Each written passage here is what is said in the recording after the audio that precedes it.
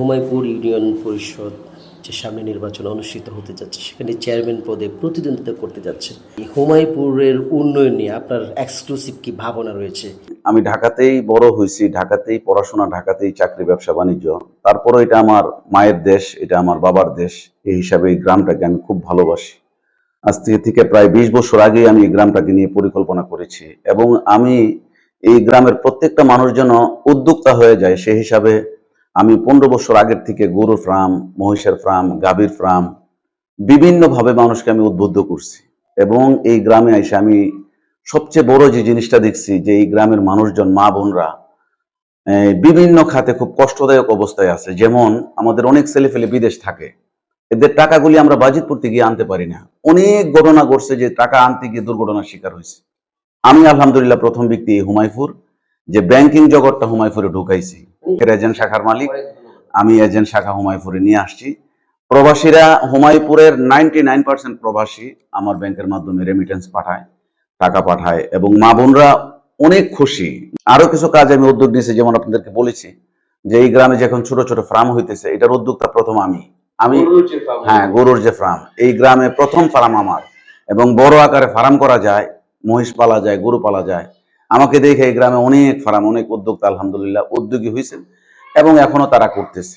আপনার ফার্মগুলোতে এই এলাকার মানুষই তো কর্মসংস্থান হয়। সব আমার ফার্ম এবং কৃষি, আমি শুধু ফার্ম না, কৃষিও আমি করছি। অনেক জমি আমি ধরেন প্রতি বছর প্রায় 60 থেকে 70 একর জমি ধান উৎপাদন করছি। এতে করে 50 জন, 60 জন, 70 জন লেবার, এবং টোটালটা আমার গ্রামের।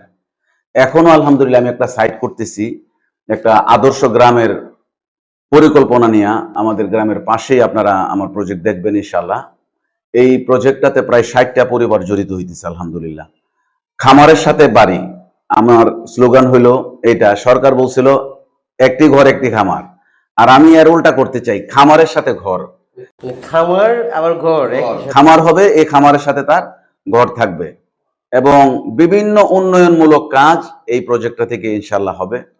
এইভাবে উদ্যোগ নিয়ে আমি এই পর্যায়ে আসছি। আমি আপনার কাছে স্পেসিফিক যে হুমায়পুর ইউনিয়ন নিয়ে আপনার পরিকল্পনা, আপনি চেয়ারম্যান হিসেবে নির্বাচিত হলে কিভাবে সাজাতে চান? চেয়ারম্যান আর সুযোগ দেয় বা এটা আল্লাহর ইচ্ছা, আল্লাহ যাকে চায় তারে ক্ষমতা দিতে পারে, নাও দিতে পারে। তারপরও আমি, আপনারা প্রশ্ন করতেছেন, এছাড়াও আমার হুমায়পুরকে নিয়ে কয়েকটা পরিকল্পনা, অনেকগুলি পরিকল্পনা, তার মধ্যে উল্লেখযোগ্য কিছু পরিকল্পনা আমার আছে। যেমন হুমায়পুর, আপনারা শহর থেকে আসছেন, এটা একটা অজপাড়াগা। এখানকার মানুষগুলি সবচেয়ে বেশি যে হয়রানির শিকার হয় জায়গাগুলি, এবং হতাশার জায়গার মধ্যে এরা থাকে। আমরা হাওরের মধ্যে থাকি, কৃষি, এই কৃষিটা নিয়ে কারোই কোনো চিন্তাধারা নাই, যার যার মতো করে সে করতেছে। যদি আল্লাহ তাআলা আমাকে করে, দেখেন এই বছর যে বিপর্যয়টা, এটা শুধু সামান্য বৃষ্টির কারণে। অনেক বৃষ্টি হয়েছে, কিন্তু সামান্য বৃষ্টি হইলে আমাদের এই হাওরটা একটা মেসাকার হয়ে যায়। আমি যদি চেয়ারম্যান হই, আমার প্রথম প্রায়োরিটির জায়গা থাকবে যে হাওরটাকে সহজে কিভাবে মানুষের হাতের মুঠায় নিয়ে আসা যায়। উন্নয়নের ছোঁয়াটা হাওরের ভিতরে দিব, যে রাস্তাঘাটগুলি, খালগুলি, যে এখন বৃষ্টি হয়েছে গাড়ি দিয়ে ধান আনতে পারতেছে না, মানুষ যেন নৌকা দিয়ে ধানটা নিয়ে আসতে পারে সহজে। এই পরিকল্পনাগুলি কেউ করে না। ছোট ছোট যে বাজেটগুলি সরকার থেকে আসে হাওর কেন্দ্রিক, এগুলি আসলে কৃষকরাও পায় না, কাজেও লাগে না। বেশিরভাগই, এটা আপনারা বুঝবেন, নষ্ট হয়ে যায়। কি কারণে নষ্ট হয়ে যায়? বিভিন্ন ভাবে সৎ নেতৃত্ব নাই। সৎ নেতৃত্ব না থাকার কারণে যা হয়, সরকার থেকে 100 টাকার বাজার আসলে এটা 90 টাকা বিভিন্ন মানুষের পকেটে চলে যায়। 10 টাকার কি কাজ হবে? এরকমই হইতেছে। আমার আছে হাওরের মধ্যে চিকিৎসার খুব অবহেলিত, বিশেষ করে মা বোনরা যখন, এটা আমি আমার ঘরে ছোট ভাই বোনকে দেখছি, প্রেগনেন্সি অবস্থায় বাচ্চা জন্মদানের সময় যে কষ্টটা হয়। আমার একটা বড় ইচ্ছা যে এই গ্রামের মধ্যে একটা সুন্দর আদর্শ হাসপাতাল, ক্লিনিক দাঁড় করানো। বাসস্থান নিয়ে তো আমি আপনাদেরকে বলছি, আমার একটা বড় পরিকল্পনা হলো আদর্শ গ্রাম করে করে এই গ্রামটাকে একটা আদর্শ গ্রাম হিসেবে বাস্তবায়ন করা। সাথে সাথে এই গ্রামটা শিক্ষার দিক থেকে এখন চরম অবস্থার মধ্যে যাইতেছে। কারণ হইল মাদক এবং নেশা। এটা আমাদের গ্রামটাকে যারা লিড দিচ্ছে, এরাই মাদকের 6 লাখ বসাই দিচ্ছে। সৎ নেতৃত্ব না হইলে এই বাচ্চাগুলির মাদক এবং নেশার জগৎ থেকে ফিরে আনানো সম্ভব না। আর এরা যদি এই নেশার জগৎ থেকে ফিরে না আসে, তাইলে শিক্ষাও এরা গ্রহণ করবে না। এই জন্য মাদককে নির্মূল করতে হবে, শিক্ষারকে বিস্তার ঘটাইতে হবে। এই জিনিসগুলি, টোটাল যে জিনিসগুলি আপনাদের সামনে আনছি, এই জিনিসগুলো যদি বাস্তবায়ন করতে হয়, একটা সৎ বিচার ব্যবস্থা দাঁড় করাইতে হবে। আমাদের এখন প্রধানমন্ত্রীও বড় বেশি আকারে এই বিষয়টাকে প্রাধান্য দিচ্ছে, যে বিচার ব্যবস্থাটা আমাদের গ্রামে, আপনারা শুনলে আশ্চর্য হবেন, এই গ্রামের বিচারে যখন মানুষ যায় আগেই কন্টাক্ট হয়ে যায় যে বিচারটা কার পক্ষে রায় যাবে, কার বিপক্ষে রায় যাবে।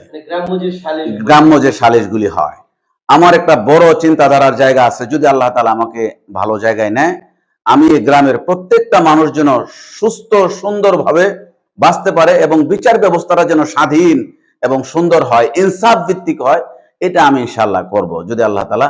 আর এখন তো সারা দেশে, এতদিন পর্যন্ত আলেমরা এই রাজনীতির জায়গাটাতে আসে নাই, আলহামদুলিল্লাহ এখন দেশের শীর্ষ পর্যায়ের যত আলেম আছেন সবাই রাজনীতির দিকে আগায় আসতেছেন।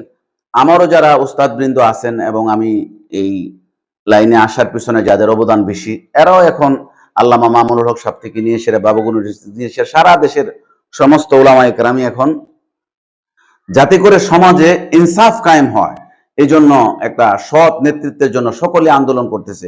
আমি 4 বছর এই স্বৈরাচারের দ্বারা নির্যাতিত, আমি 1 বছর গুম ছিলাম, আশ্চর্য হয়ে যাবেন, 1 বছর, এবং আমি প্রায় 3 বছর জেল খাটছি। আমি ঢাকার ঐতিহ্যবাহী একটা জায়গা মিরপুর 10 নম্বর গোলচক্কর সেন্টার মসজিদ বাইতুল মুমিন জামি মসজিদের খতিব ছিলাম একাধারে 18 বছর। 2015 শেষ 16 শুরু মার্চের দিকে আমাকে ডিজিএফআই গুম করে নিয়ে যায়। আমি গুম কমিশন থেকে সার্টিফিকেট পাইছি, আমি গুম ছিলাম, আমি গুম কমিশনে সাক্ষী দিছি। আমরা হইলাম সবচেয়ে বড় মাজলুম, আমাদের রক্তের উপর এই দেশটা দাঁড়াইছে, আমাদের রক্তের উপর দিয়েই তো এই দেশটা আজকে স্বাধীন। অথচ আমাদেরকে নিয়ে অনেক এখন মস্করা করে। যখন সামাজিক কাজগুলি করতে যায়, আমার পিছনের এই কিছু শব্দ এরা আমার পিছনে লাগাইতে চেষ্টা করে। সরকার আমাকেও জঙ্গি মামলা দিছে, জামাতকেও জঙ্গি মামলা দিছে, বিএনপিকেও জঙ্গি মামলা দিছে, যারাই তখন আপনারা জানেন এই স্বৈরাচারের বিরুদ্ধে কথা বলতো। এই দেশে স্বচ্ছ মুখে সঠিক কথাবার্তাগুলি যে সমস্ত আলেমরা বলছে, তার মধ্যে আমি ছিলাম অন্যতম। আমরা এই হুমায়ুপুর প্রসঙ্গ নিয়ে আমরা একটু কথা বলি, যেহেতু আপনি হুমায়ুপুর থেকে চেয়ারম্যান পদে নির্বাচন করতে চান। আমরা হুমায়ুপুর মানুষের কল্যাণে বা কি করা যায় এক্সক্লুসিভ, বা হুমায়ুপুরের যে জনভোগান্তিগুলো রয়েছে, কোন কোন সেক্টর একটু ইম্পর্টেন্স গুরুত্ব আরোপ করলে হুমায়ুপুরটাকে সুন্দরভাবে সাজানো যাবে, যেমন রাস্তাঘাট, অবকাঠামো, চিকিৎসা। তো আপনি ওভারঅল মোটামুটি অনেক কথাই বলেছেন, আরও কিছু যদি আপনার থিঙ্কিংয়ে থাকে। হুমায়ুপুর মানুষের অনেক বেশি চাহিদা নাই, এটা তো একটা অজো পাড়াগা, একেবারে হাওরের মাঝখানে একটা গ্রাম। এখানকার মানুষের চাওয়া পাওয়া খুব অল্প, সারাদিন কৃষি নিয়ে ব্যস্ত থাকে, রাতের বেলা ঘুমায়। এখন এলাকাতে এরকম কিছু কুচক্রি মহল, কিছু মাদক ব্যবসায়ী, কিছু অসৎ নেতৃত্ব এই দেশটাকে মানে চুইসা খাওয়ার মতো অবস্থায় নিয়ে গেছে। যে যেমন রাস্তাঘাটের যাই কাজ হয়, কাজগুলি সুন্দরভাবে হয় না। হাওরে যাই বাজেটটা আসে, বাজেটগুলি সুন্দর মতো কাজ হয় না। আমরা তো খেয়াল করলাম আপনার হুমায়ুপুরের ভিতরে রাস্তায় পানি, জলাবদ্ধতা, অথচ হুমায়ুপুরের চারপাশেই কিন্তু উন্মুক্ত জায়গা, এবং এই পানিগুলোতে একটু ড্রেনেজ সিস্টেম করে দিলে চলে যায়। এটা আসলে কিছু কিছু পরিকল্পনা নিছে, আমাদের নিজেদের যে চেষ্টা আছে এটা আমরা করতেছি ইনশাআল্লাহ। আমি যদি যাইতে পারি, এটা একটা সাধারণ বিষয়, এই যে একটা রাস্তা দিয়ে আপনারা আসছেন, এটা একটা ছোট্ট বিষয়, শুধু সামান্য উদ্যোগ, সরকারের কিছু সহযোগিতা, এলাকাবাসীর কিছু সহযোগিতা নিলেই এই রাস্তাটা সুন্দর থাকে।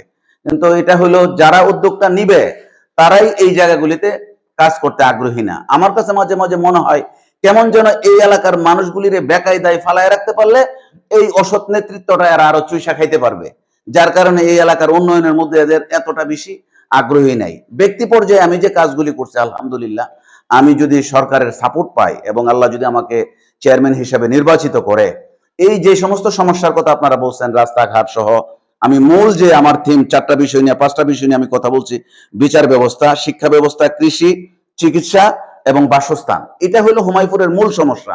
আর এর সাথে সাথে রাস্তাঘাট, কালভার্ট, এই ছোট ছোট কিছু বিষয় যদি আমরা ঠিক করে নিতে পারি, ইনশাআল্লাহ হুমায়ুপুরটা একটা আদর্শ গ্রাম হিসাবে আমরা উপস্থাপন করতে পারবো। আমি এই গ্রামকে খুব ভালোবাসি, এই গ্রামের প্রত্যেকটা মানুষকে আমি ভালোবাসি। আমার দানের প্রত্যেকটা জায়গা এই গ্রামে থাকে। প্রত্যেকটা উন্নয়নের কাজে সবাই মিলে যে কাজটা করে আমার হাতটা বড় থাকে। আমি চেষ্টা করি যাতে করে প্রত্যেকটা মানুষ একটু ভালো অবস্থানে থাকতে পারে। আমার দিক থেকে আমি হুমায়ুপুর মানুষকে একটু মানে সচেতন হওয়ার জন্য, এবং আমার পক্ষ থেকে আন্তরিকভাবে আমি বলতেছি যে আগামী বছর আপনারা যখন ভোটটা দিবেন সঠিক এবং সৎ নেতৃত্বটা দেখে দেন। আপনাদের যদি মনে হয় যে আমি ভালো কাজ করতে পারবো আমাকে দেন, কোনো এরকম অসৎ নেতৃত্বের হাতে ক্ষমতাটা তুলে দিয়েন না। অতীতের মতো আমরা অনেক নেতৃত্ব দেখছি, এখানে কেউ স্পেসিফিক বলতে পারবে না যে আমি এই কাজটা করছি, যে ইমুকের আমলে ইমুক কাজটা হয়েছে। এটা হুমায়ুন নাই, অন্যান্য সব জায়গায় আছে। আপনি যদি মিটামন যান, অষ্টগ্রাম যান, রাস্তাঘাটের অবস্থা দেখেন, এদের প্রত্যেকটা চেয়ারম্যান গর্ব করে বলে যে আমি এটা করছি, আমি এটা করছি। তো হুমায়ুর এটা নাই। আমি হুমায়ুর বাসী, বিশেষ করে আমার মা বোন, ছাত্র ভাইয়েরা, উলামায়ে কেরাম এবং সমাজের সর্বস্তরের মানুষের কাছে আহ্বান জানাই, আমাকে একবার সুযোগ দেন, ইনশাল্লাহ আমি পুরা হুমায়ুরটাকে একটা আদর্শ গ্রাম হিসেবে আপনাদের সামনে উপস্থাপন করব।